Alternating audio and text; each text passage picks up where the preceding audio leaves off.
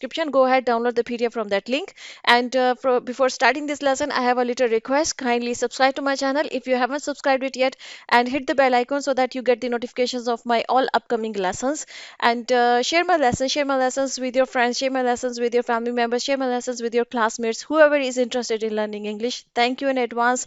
So let's begin.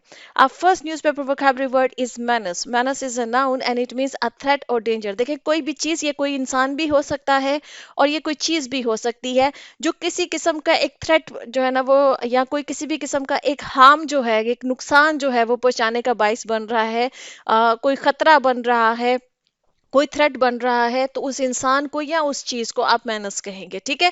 और इसको newspaper में उन्होंने इस तरह से लिखा था। देखिए ये सारे सेंटेंसेस जो है मैंने न्यूज़पेपर से पिक किए हैं, so that you get to know that how they, in what meaning they use that word, ठीक है। I am gonna explain that.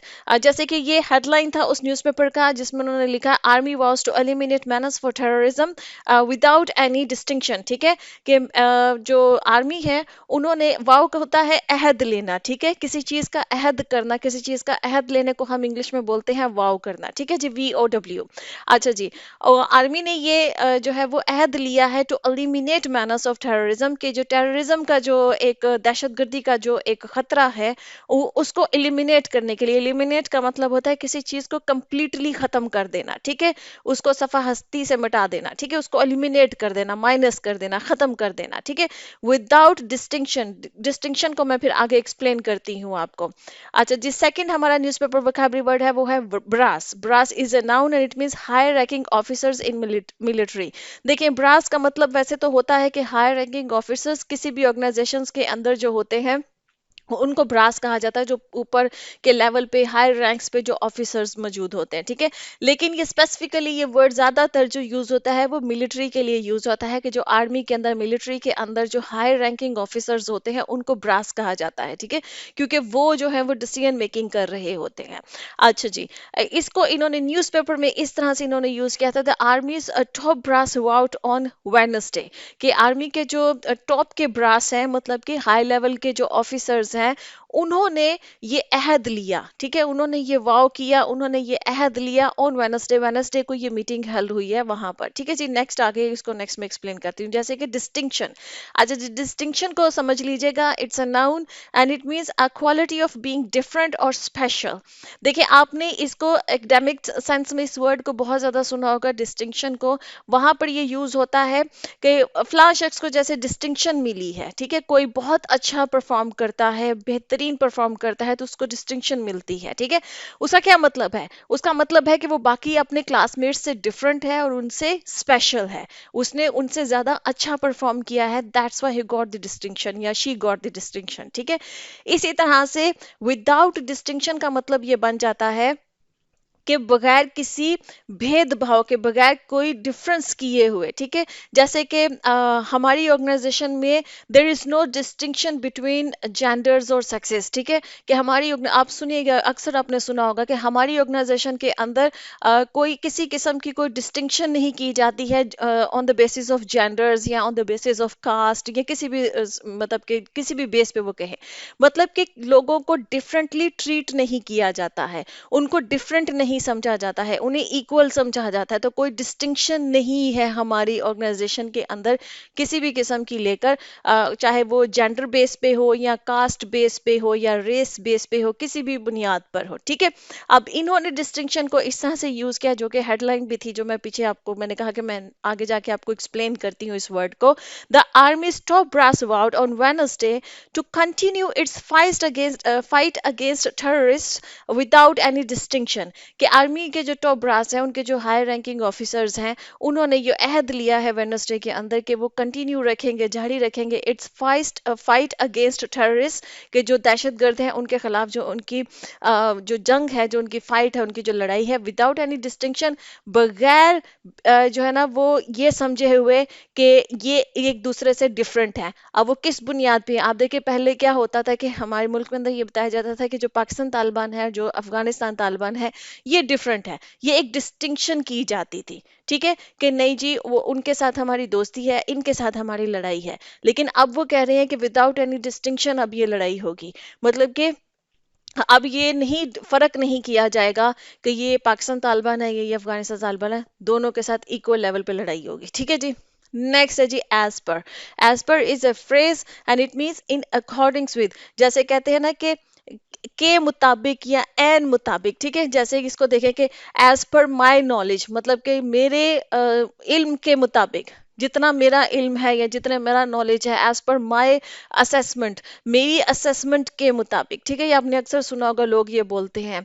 तो इसी तरह से इन्होंने इस तरह से यूज किया था कि eliminate the manners as per the aspirations of the people of Pakistan, के एलिमिनेट किया जाएगा इस मैनर्स को, इस थ्रेट को, इस खतरे को, जो दहशतगर्दी का खतरा इस वक्त जो हमारे मुल्क में बहुत ज़्यादा बढ़ रहा है, इसको एज पर द एस्पिरेशंस, मतलब कि एस्पिरेशंस कहा जाता है उम्मीदें, जो लोगों की होती हैं, कि जो भी ख्वाहिशात या उम्मीदें होती हैं कि ये चीज़ को ऐसे किया जाना चाहिए या मैं ये चीज़ ऐसे अचीव करूंगा, ठीक है। योर पर्सनल एस्पिरेशंस क्या हो सकती हैं, आपकी ज़िंदगी में आप क्या करना चाहते हैं, आपके क्या गोल हैं, आपकी क्या उम्मीद है कि आप कहाँ अपनी ज़िंदगी को लेके जाना चाहते हैं, तो वो आपकी पर्सनल एस्पिरेशंस हैं, ठीक है। तो उन्होंने कहा कि as per the aspirations of the people of Pakistan, मतलब कि जो पाकिस्तान के जो लोग हैं, उनकी एस्पिरेशंस के मुताबिक, मतलब उनकी उम्मीदों और उनकी ख्वाहिशात के मुताबिक जो है ना, इस ऑपरेशन को किया जाएगा, ठीक है जी।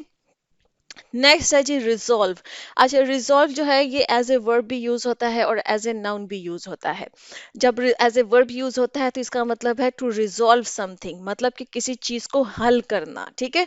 तो एज ए वर्ब जब यूज होता है, लेकिन इसमें जो है वहां पर एज ए नाउन यूज हुआ था और उसका मतलब है firm determination to do something, मतलब कि एक पक्का पुख्ता इरादा जो है ना, कि ये मैं करूंगा या ये हम करेंगे, उसको भी रिजॉल्व कहा जाता है। अब ये एज ए नाउन यूज होगा, उस पुख्ता इरादा जो होगा, ठीक है जी।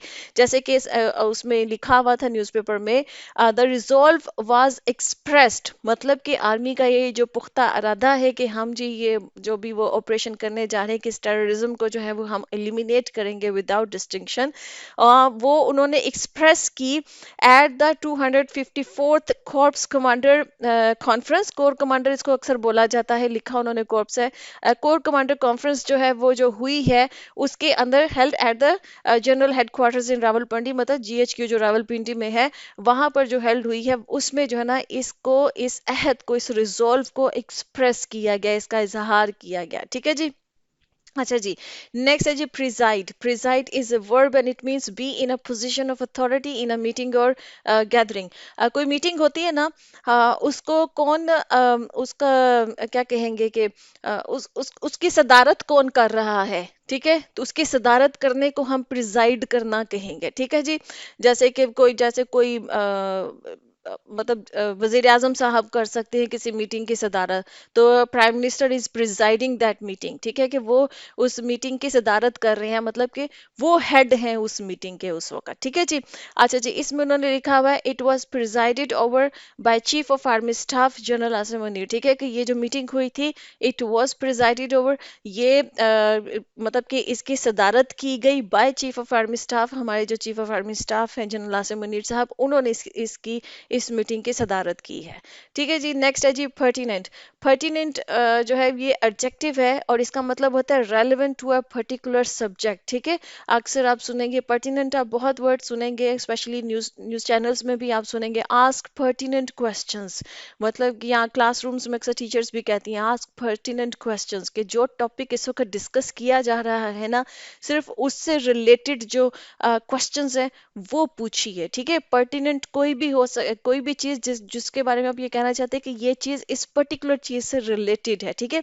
जैसे प्रेस कॉन्फ्रेंसेस वगैरह में भी कहा जाता है कि आस्क पर्टिनेंट क्वेश्चंस, अक्सर सेलिब्रिटीज वगैरह भी कहते हैं कि this question is not pertinent to this occasion, कि हम जिस ओकेजन पे आए हुए हैं, इस ओकेजन से रिलेटेड आपका क्वेश्चन नहीं है, आप कुछ और पूछने लग गए हैं, ठीक है जी। तो पर्टिनेंट का मतलब होता है रेलिवेंट हो, उसके उसके बारे में हो, उसके मुताबिक हो, ठीक है। जैसे सेंटेंस में है कि it is pertinent to mention that this was the first conference held after the new army chief assumed charge, जब से नई आर्मी चीफ ने अपना चार्ज संभाला है जीएचक्यू में। उसके बाद ये पहली कॉन्फ्रेंस थी जो उन्होंने जो है वो जिसकी सदारत सदारत की है, और वो कह रहे हैं कि it is pertinent to mention, मतलब कि ये रेलेवेंट है, मतलब कि ये भी यहाँ पर कह देना ठीक है या बता देना ठीक है या इसे रेलेवेंट है कि ये उनकी जो है ना जो मीटिंग है ये उनकी जब से उन्होंने चार्ज संभाला है, ये उनकी फर्स्ट मीटिंग है उसके बाद से। अच्छा जी, नेक्स्ट है जी comprehensive. Comprehensive is an adjective and it means including all the necessary details. ठीक है, कोई भी चीज़ comprehensive होगी, कोई रिपोर्ट comprehensive हो सकती है अगर जिस बारे में भी वो रिपोर्ट लिखी गई है उसमें जितनी भी ज़रूरी डिटेल्स थी वो सब के सब उसमें बयान कर दी गई हैं, कोई डिटेल छोड़ी नहीं गई है। ठीक है, इसी तरह से जैसे आपको पेपर्स में एग्जाम्स में अक्सर आता है ना कि राइट ए comprehensive essay. comprehensive essay का मतलब ये होता है कि इस ऐसे में आप तमाम डिटेल्स लिखें, जो भी टॉपिक आपको वहाँ पे प्रोवाइड किया गया है उस टॉपिक से रिलेटेड जितनी भी इंफॉर्मेशन है, जितनी भी ज़रूरी डिटेल्स हैं, नेसेसरी डिटेल्स हैं, वो सब उसमें मेंशन करें, कोई भी माइनस ना करें उसमें से। ठीक है, स्किप ना करें। सेंटेंस है according to a press release issued by the inter service ISPR जो है अ कम्प्रीहेंसिव रिव्यू। ठीक है जी, आईएसपीआर ने जो एक प्रेस रिलीज इशू किया है उसके मुताबिक अ कम्प्रीहेंसिव रिव्यू, जो मीटिंग हुई है उसका एक कम्प्रीहेंसिव रिव्यू दिया गया है। रिव्यू होता है जायजा, उसका एक मतलब कि जो भी उस मीटिंग के अंदर बातचीत हुई है वो सारी डिटेल उस रिव्यू में उन्होंने बताई है। ठीक है, आईएसपीआर की प्रेस रिलीज के अंदर वो तमाम इंफॉर्मेशन, वो तमाम जो चीज़ें हैं उस रिव्यू में बताई गई हैं, मेंशन्ड है। यहाँ पर एक नेक्स्ट आगे इसकी कंटिन्यूटी है। Undertake, undertake is a verb और इसका मतलब होता है टू डू समथिंग। ठीक है, किसी चीज को करने का मतलब ये है किया जाना जो होता है, इसके लिए ये वर्ड होता है कि this this this thing is undertaken. ठीक है, कि ये चीज को किया गया है।